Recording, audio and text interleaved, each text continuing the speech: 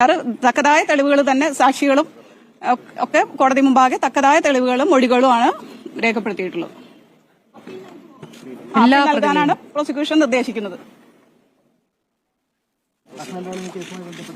സ്മൃതി, prosecution ടീമാണ് ഇപ്പോൾ, അതായത് അഡ്വക്കേറ്റ് ശ്രീദേവിയാണ് ഇപ്പോൾ പ്രതികരിച്ചത്. അവർ പറയുന്നത് ഇത്തരത്തിൽ നിലവിൽ ഈ കേസിൽ അതായത് അക്യൂറ്റഡ് എന്നൊരു മാത്രമാണ് കോടതി ഇപ്പോൾ പ്രസ്താവിച്ചിട്ടുള്ളത്. വിധി പ്രസ്താവനത്തിൽ വെറുതെ വിട്ടു എന്ന് മാത്രമാണ് കോടതി പറഞ്ഞിട്ടുള്ളത്. എന്തായാലും മറ്റ് ഇതുമായി ബന്ധപ്പെട്ട അപ്പീലിലേക്ക് കടക്കുമെന്ന കാര്യം കൂടി പ്രോസിക്യൂഷൻ വ്യക്തമാക്കുന്നുണ്ട്. എന്തായാലും 20 പ്രതികളായിരുന്നു ഈ വിശാൽ വധക്കേസിലുണ്ടായിരുന്നത്. ഇതിൽ ഒരാൾ പ്രായപൂർത്തിയാകാത്ത ആളായിരുന്നു ആ സമയത്ത്. അങ്ങനെ പ്രായപൂർത്തിയാകാത്ത ഒരാൾ ഉൾപ്പെടെ 20 പേരായിരുന്നു കേസിൽ പ്രതികളായി ഉണ്ടായിരുന്നത്. 2012 ജൂലൈ 16 ഇത്തരത്തിൽ ചെങ്ങന്നൂർ ക്രിസ്ത്യൻ കോളേജിന് മുൻവശത്ത് വെച്ച് ഈ ഒരു സംഭവം നടക്കുന്നത്. ഈ വിശാലിനെയും ഒപ്പമുണ്ടായിരുന്ന ABVP പ്രവർത്തകർക്ക് ആക്രമിക്കുകയായിരുന്നു. വിശാലിന് കുത്തേൽക്കുകയും ഉടൻ തന്നെ ആംബുലൻസിൽ ആശുപത്രിയിലേക്ക് കൊണ്ടുപോകുന്ന സമയത്ത് പോപ്പുലർ ഫ്രണ്ട് പ്രവർത്തകരാണ് തന്നെ കുത്തിയത് അടക്കമുള്ള കാര്യങ്ങളെന്ന് വിശാൽ പറയുകയും ചെയ്തിരുന്നു. അങ്ങനെ വിശാലിന്റെ മൊഴിയുണ്ട്, സുഹൃത്തിനോടൊപ്പം പറഞ്ഞ മൊഴിയുണ്ട്. ഇതിനു പുറമെ ഈ 2 സുഹൃത്തുക്കളെ കൂടി ആ സമയത്ത് ABVP പ്രവർത്തകരായ 2 സുഹൃത്തുക്കൾക്കും കുത്തേറ്റിരുന്നു. അവരും പറഞ്ഞിട്ടുള്ളത് ഇത്തരത്തിൽ പോപ്പുലർ ഫ്രണ്ട് പ്രവർത്തകരാണ് കുത്തി കൊലപ്പെടുത്തിയത് എന്നുള്ളതാണ്. അങ്ങനെ പിഴവുകൾ സംഭവിച്ചിട്ടില്ല എന്നാണ്. പക്ഷേ മുഴുവൻ പ്രതികളെയും വെറുതെ വിടുന്ന ഒരു സാഹചര്യമാണ് ഉണ്ടായിരിക്കുന്നത്. എങ്ങനെയാണ് ഈ കൊലപാതകത്തിൽ മുഴുവൻ പ്രതികളെയും വെറുതെ വിടുന്നത്?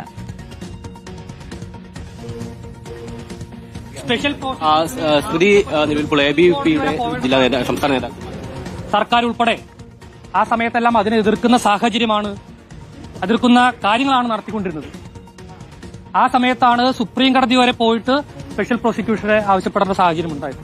അതോടൊപ്പം നമുക്കറിയാം, ഈ സംഭവം നടന്ന സമയത്ത് അന്ന് അവിടെ ഉണ്ടായിരുന്ന SFIയുടെയും KSUവിന്റെ പ്രവർത്തകർ, KSUവിന്റെ ജില്ലാ കമ്മിറ്റി മെമ്പർ, അദ്ദേഹം ഇന്ന് വക്കീലാണ്. അന്ന് പറഞ്ഞ മൊഴി എന്ന് പറയുന്നത് അവിടെ ക്യാമ്പസ് ഫ്രണ്ടിന്റെ യൂണിറ്റ് ഉണ്ടായിരുന്നു, അവര് തീവ്ര സ്വഭാവമുള്ള സംഘടനയായിരുന്നു എന്നാണ്.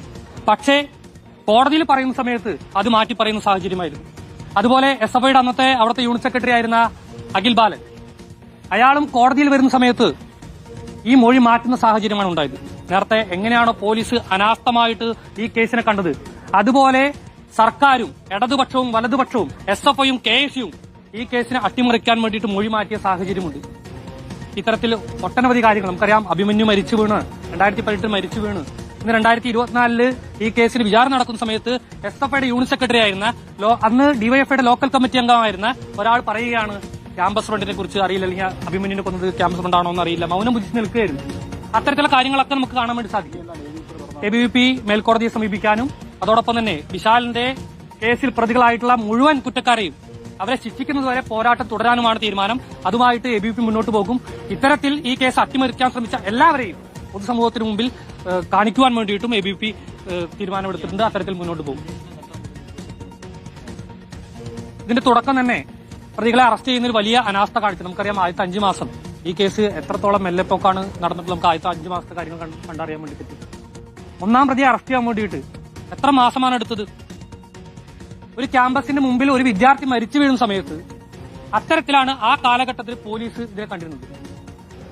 അത് അന്നത്തെ സർക്കാർ, അതിനുശേഷം വന്ന പിണറായി വിജയൻ സർക്കാർ, ഈ 2 സർക്കാരുകളും അത്തരത്തിലാണ് ഈ കേസിനെ കണ്ടിട്ടുള്ളത്. പോലീസ് അതിനു വേണ്ടിയിട്ട് നിലകൊള്ളുകയാണ് ചെയ്തത്.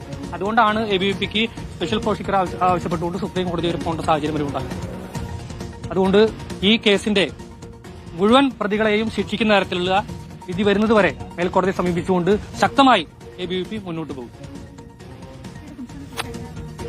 ABVPയുടെ പ്രതികരണമാണ് കണ്ടത്. 19 പ്രതികളെയും വെറുതെ വിട്ടിരിക്കുകയാണ് കേസിൽ എന്നുള്ളതാണ്. ശരത്തിലേക്ക് വീണ്ടും. ശരത്ത്, ഇപ്പോൾ പ്രോസിക്യൂഷൻ അപ്പീൽ നൽകുമെന്നാണോ നമുക്ക് അറിയാനാകുന്നത്? പ്രോസിക്യൂഷനും ഒപ്പം ABVP പ്രവർത്തകരടക്കം അപ്പീൽ നടപടികളിലേക്ക് കടക്കുമെന്നുള്ള കാര്യം തന്നെയാണ് വ്യക്തമാക്കിയിട്ടുള്ളത്. കാരണം ഇത് നടന്നിട്ടുള്ളത് ക്രൂര കൊലപാതകമാണ്. പോപ്പുലർ ഫ്രണ്ട് പ്രവർത്തകരാണ് കൊലപാതകം നടത്തിയത് അടക്കമുള്ള കാര്യങ്ങൾ എന്തായാലും ABVP മുന്നോട്ട് വെക്കുന്നുണ്ട്. പ്രോസിക്യൂഷനും ഇതിൽ തുടക്കം മുതൽ തന്നെ കൃത്യമായ നടപടികൾ പ്രോസിക്യൂഷൻ സ്വീകരിച്ചിരുന്നു. FIR എടുത്തതിലടക്കം ചില അപാകതകളുണ്ടെന്നുള്ള ആരോപണം ഉണ്ടായിരുന്നെങ്കിൽ പോലും അതൊന്നും ശരിയല്ല എന്ന നിലപാടാണ് ഇപ്പോൾ അത്തരം കാര്യങ്ങളാണ് പ്രോസിക്യൂഷനടക്കം വ്യക്തമാക്കിയിട്ടുള്ളത്. തെളിവുകൾ കൃത്യമായി ഹാജരാക്കിയിരുന്നു. 55 സാക്ഷികളെയാണ് ഈ കേസിൽ വിചാരണ ചെയ്തിട്ടുള്ളത്. ഒപ്പം 205ഓളം രേഖകൾ കേസുമായി ബന്ധപ്പെട്ട് പ്രോസിക്യൂഷൻ കോടതിയിൽ ഹാജരാക്കിയിട്ടുണ്ടായിരുന്നു. അങ്ങനെ നിർണായകമായ പല രേഖകളും ഒപ്പം സാക്ഷികളെയും കോടതിയിൽ ഹാജരാക്കാൻ പ്രോസിക്യൂഷന് സാധിച്ചിരുന്നു. പക്ഷേ ഇതിനിടയിൽ ചില SFI KSU പ്രവർത്തകർ കൂറുമാറിയിട്ടുണ്ട് എന്നുള്ളതാണ് ABVP പ്രവർത്തകർ ഇപ്പോൾ ആരോപിക്കുന്നത്. ഉൾപ്പെടെ കേസിന്റെ